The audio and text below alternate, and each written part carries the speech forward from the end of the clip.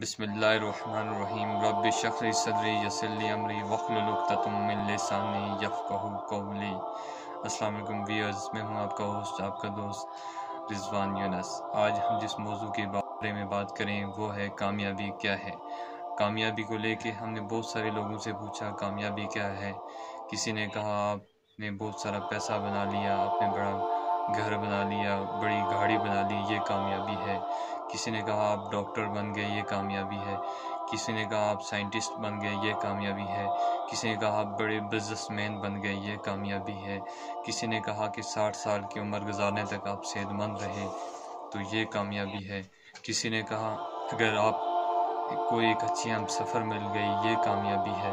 کسی نے کہا آپ نے اپنے بچوں کو اچھا پڑھا لکھا لیا، یہ کامیابی ہے۔ کیا یہ کامیابی ہے؟ کیا وہ تمام ہماری کوششیں جو دنیا میں آرام و آزائش حاصل کرنے کے لیے کی جاتی ہیں، جن کا مقصد صرف دنیا میں آرام و آزائش ہے، کیا یہ کامیابی ہے؟ ہر چیز کا بنانے کا ایک مقصد ہے، ہر چیز ایک مقصد کے تحت بنائی گئی ہے۔ اگر آپ کے پاس گاڑی ہے تو اس کا مقصد وقت بتانا ہے۔ آپ کے پاس موبائل ہے تو اس کا مقصد لوگوں سے رابطے، کانٹیکٹ کرنا، انٹرنیٹ یوز کرنا، یعنی ایک اسپیسیفک ہر چیز کا مقصد ہے۔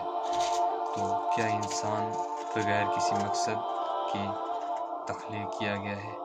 کیا ہماری زندگی کا مقصد یہی ہے کہ ہم نے ڈاکٹر بننا ہے، انجینئر بننا ہے، بزنس مین بننا ہے، اولاد کی اچھی تربیت کرنی ہے؟ کیا ہماری زندگی کا مقصد یہی ہے؟ یہ سوچنے والی باتیں ہیں۔ اگر ہم قرآن سے لیں تو ہمارا کریٹر ہمیں بتاتا ہے کہ آپ کی زندگی کا کیا مقصد ہے۔ قرآن کی سورت نمبر 51 آیت نمبر 56، میں نے جن اور انسانوں کو صرف اپنی عبادت کے لیے پیدا کیا ہے۔ تو اگر ہم اپنی زندگی کا مقصد صرف یہی بنا لیں گے کہ میں نے ڈاکٹر بننا ہے، میں نے انجینئر بننا ہے، اور اپنی تمام تر انرجی اسی پر لگا لیں گے تو یقیناً یہ ہماری کامیابی نہیں ہوگی۔